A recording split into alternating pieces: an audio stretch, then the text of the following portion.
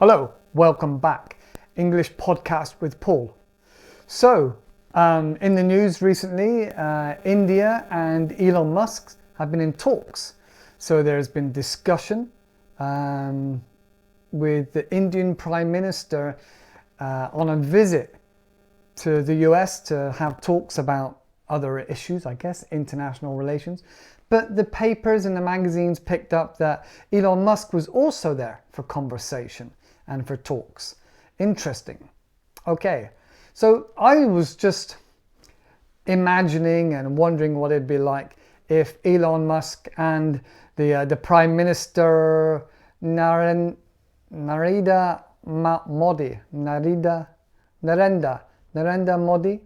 I've got some notes in front of me. Narendra Modi, if they managed to come to some interesting arrangements. Can you imagine? Lots of infrastructure, lots of new roads and power for electric cars all over the main cities and maybe some in the villages, in the smaller towns. That would be really interesting. As I've said before, this is unscripted and unedited. I have some notes, but it's just natural, ordinary English, everyday conversation. So, getting back to it, Elon Musk and the Prime Minister of India, if they come to some agreements, and I understand that both Elon Musk and the Prime Minister can foresee a good future in respect that Elon Musk could imagine selling lots of cars and helping with infrastructure, because much of Elon Musk's cars and motors are open patent. So that breeds innovation and competition. And Elon Musk is a big advocate for innovation and competition. Elon Musk seems to be, a pretty decent guy. Again, he's still a businessman. He's still got stock shareholders and stock prices and things like this to contend with and to worry about. But that's the price of business, I guess. And without business and innovations, without business and competition, there would be no innovation. There would be no new things. So we all need a little bit of that in whatever society we have. So there's that. So what else was I thinking about? Space. SpaceX was also mentioned. So SpaceX. Imagine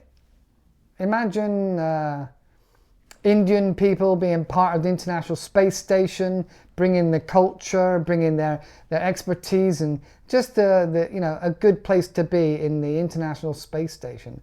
And maybe India would want to put some rockets, use some of Elon's rockets, and put some satellites into space. Maybe even their own cellular network, which brings me on to Starlink. What about Starlink? Hence the thumbnail. Have you got a good signal? So India is a massive country, as we know, and it's a very progressive country. It's opening up to the world. Some of the business, some of the policies, I imagine, are really opening up to the rest of the West, to allow it to impregnate it with lots of energy and enthusiasm and money. And so a big thing is, if Elon Musk gets involved with India, it'll give confidence to many other big investors, and have faith that there's it's stable economy. Obviously, India's been growing for a long time, and India is a great place, but you can never say no to more investment, I guess. Who am I? Right, what else was I thinking? I said about the infrastructure, encouraging others, giving faith to the economy. I don't know about money. You remember Elon Musk talked about Dogecoin and cryptos and things like that. I don't know how the Indian government feel about money. That's another interesting topic for another day. Right, what else were we thinking? So yeah, we mentioned Starlink and the potential for internet. So if you don't know what Starlink is, it's basically a small satellite dish that you can even put it on your camper van, your mobile home. So it's a small satellite dish, and it links up to satellites in the sky. And Elon's satellites in space are much lower orbit, so the latency, the speed is much quicker. All right, so normal, I suppose, if I'm making an imaginary design, you know, and the Earth is this big, and your average satellites are this far away, Elon Musk's are only this far away. It's called low orbit satellites. And so for many years now, Elon Musk has been pumping out lots and lots of little satellites to be closer and have lower latency. So this is really good, especially for big, broad countries where people are spread out across the country, can make for a really good network.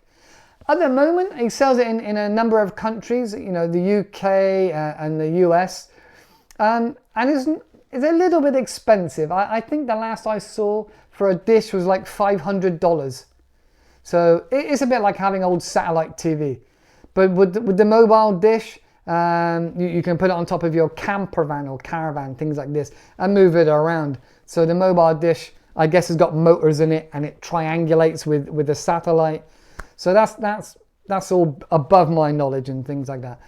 But you can imagine how good this would be for rural communities, you know, rural villages, where it's not financially viable to run electric cables, telephone cables, all the way out to these villages. So I think there's a lot of potential there. And of course, India is hot, so you've got Elon Musk's solar city and the solar power and all the battery storage. They've recently put some in Australia for emergency backup power, which is part of Elon Musk's solar city and battery power packs, things like this. A bit like the solar wall, you know, when you can get the big white thing on the wall to charge your car that comes from your solar panel, like that. So there's a lot of opportunity there for Elon Musk to sell to India, and like I said, in return, give confidence to other investors. I'm not saying you haven't got enough investors already, but why not have more? Okay, what else do we look at? Neuralink. If you don't know what Neuralink is where they put a little like penny coin-sized hole in your head, and then they put in this electronic coin in your skull, and then they have a computer, like a robot, putting all the little wires, tiny, thinner than your hair, wires into your brain. And yes, this sounds really intrusive and really scary. But if it can help people that are struggling with neuron diseases or motor diseases and things like this, and connection problems, maybe like paralyzed, that it can help bring the signals from the brain to other parts of the body. And the potential for this is massive. So Elon is focusing on the medical ailments and the medical side of things first, you know, to get the FDA, is it the FDA? Medical agreement from the government, from the US government. And I think they have the okay now, they have the clear. And just a side note, Elon Musk and Neuralink is not the only company doing this. There are many other companies already doing this. And some a lot less invasive, okay? But the big thing with Elon Musk, and the main reason he gets involved, is because he can see the future, the potential for this Neuralink, for having a chip in your brain with robots connecting it with thousands of wires into your brain, actually physically in your brain, and then covered over. The potential for that is that even now there is videos of this monkey that can play the game ping pong on the computer screen with no wires, no touch, just his thoughts. They have done it with eyes as well, eye connection and eye tracing and tracking. But now just your thoughts. They've proven a monkey can control a computer and playing games. So where Elon sees this going in the future is that at the moment we use our thumbs to input data into the world, into the internet. So if you're typing with your thumbs, and I don't know about you, I'm quite slow, not like these youngsters. Using your thumbs to put in data and ideas through words is very slow and cumbersome compared to a world of AI, where AI is growing exponentially with DALL-E and Midjourney, and then with ChatGPT and all these other really super clever computerized models and computerized learning. So I don't know if you know, but ChatGPT was funded by a number of big names in the business. So Microsoft put in a load of money, as well as Elon Musk and a few other companies. So there was a lot of money. We're talking billions here. But not so long ago, Microsoft bought out the biggest share. That they went to ChatGPT. I can't remember what they're called now. And they put in the biggest chunk, and they had ChatGPT come to them. So where Elon Musk is annoyed that he likes fair and transparency and freedom, hence why he bought Twitter.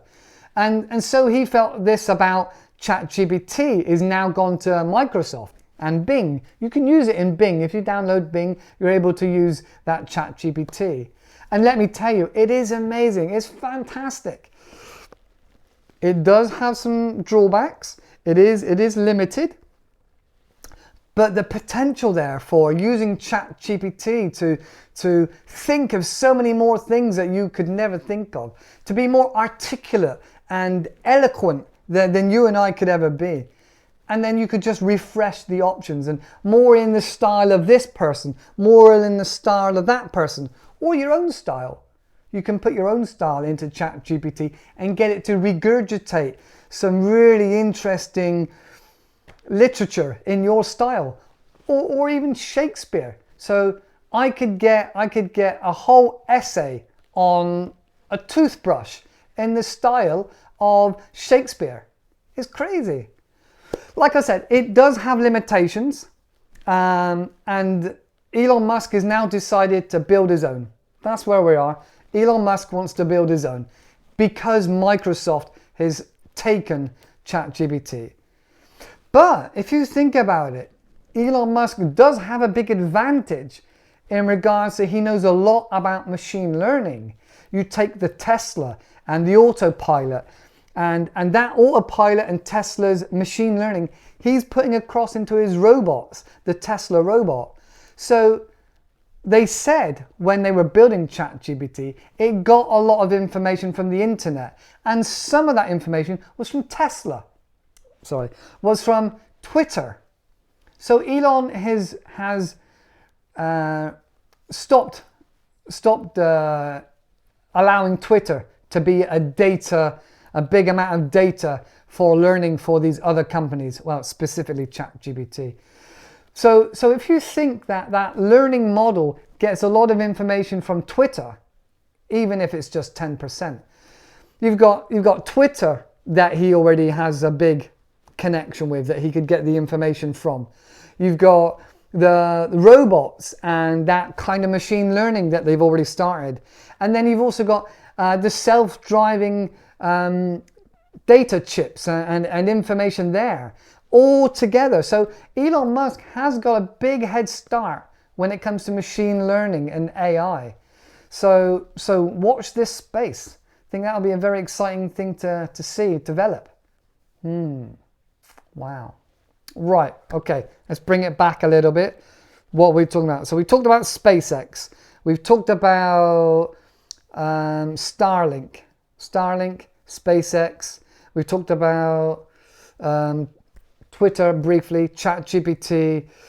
What else? Neuralink, we talked about that. All right.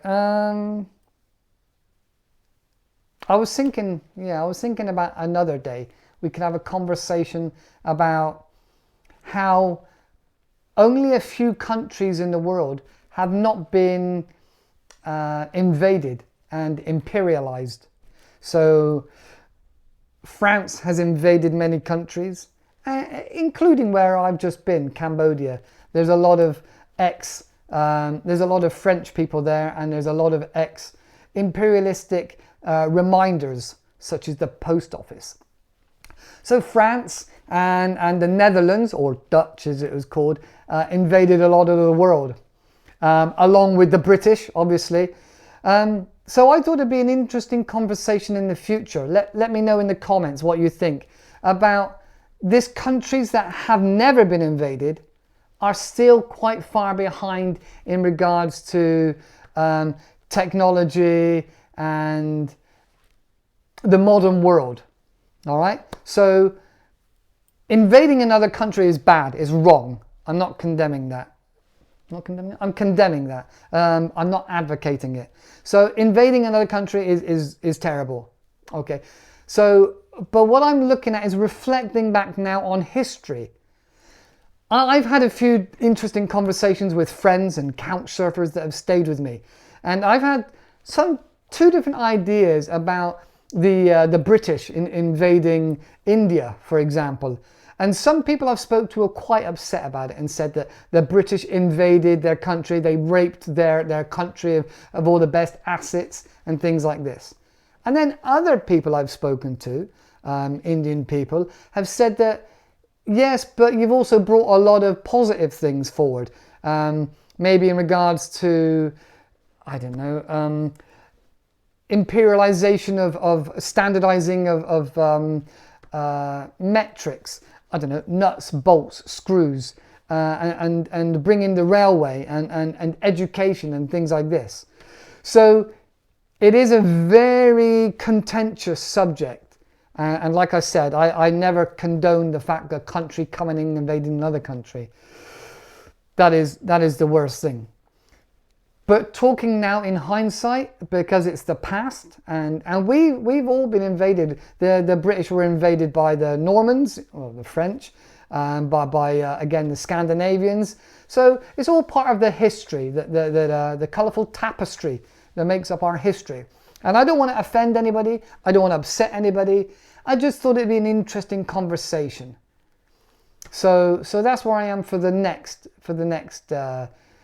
conversation, the next podcast. Mention in the comments your thoughts, and then we can maybe have a conversation about it and see where we take it next. Right, going back to Elon Musk. What do you think would happen if Elon Musk got into vertical farming? Yes, vertical farming. So farming that can be done like aquaponics through waters or gels. Because I know Elon Musk is thinking about going to Mars, and to be able to look at interplanetary connections and things like this. And so if he went to Mars, he would have to think about producing food, because you can't take it all with you. And so would you use the soil that's already there?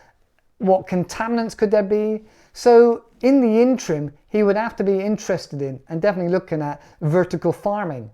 And vertical farming is really, really taking off. There's a lot of technology involved with the UV lights and the soil, being different types of soil like gels and things like this.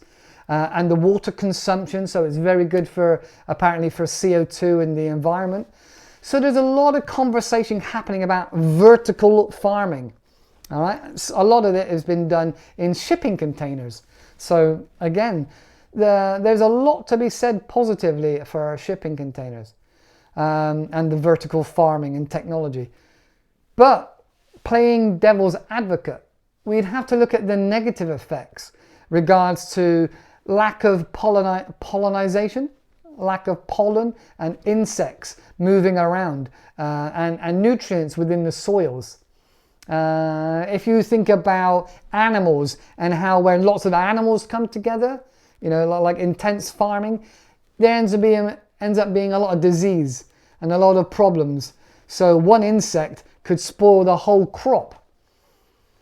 So there's lots of things like that to consider. Okay, so we don't want to get diseases, we don't want to get other pollutants in our food. Something to think about from another perspective. All right, what else we were talking about? Beyond Meat burgers. So Elon Musk is not a vegetarian or a vegan as far as I'm aware.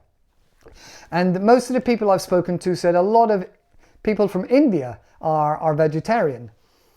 So whether that would make an interesting conversation about Beyond Meat burgers and other fake meats. So is it better, my question, is it better to have a meat that has come from the laboratory, that is grown from cells of an animal, like from the cow? Is that still vegan? Is it not vegan? Or is it better to have completely plant-based and plant-made fake meats? So, for example, one of my favorites at the moment is Richmond sausages. Vegan or plant-based Richmond sausages. I've not tasted real meat for over 12 years, but from my memory, I feel like these sausages are amazing. And then, like we said, Beyond Meat burgers. Wow, fantastic. There's no bits of gristle and horrible stuff in it. It tastes really good. So you can have a vegan cheeseburger. That's amazing. Without any animals involved, without concern for the environment, and it's better for your health. So I wonder whether Elon Musk would look at some of these things, bringing it all back together now with Elon Musk and maybe going to Mars. Would he be looking at vertical farming? Would he be looking at plant-based meats and plant-based foods? You know, would he be looking at communication with the rest of the world whilst from Mars with your brain through Neuralink and some other way? And the space station, International Space Station, with India's input. All this is one big package wrapped up. You know, just off the back of the cells of Tesla and things like this. It could be one huge master plan. And then if you look into the robots, so Elon's looking at making robots now.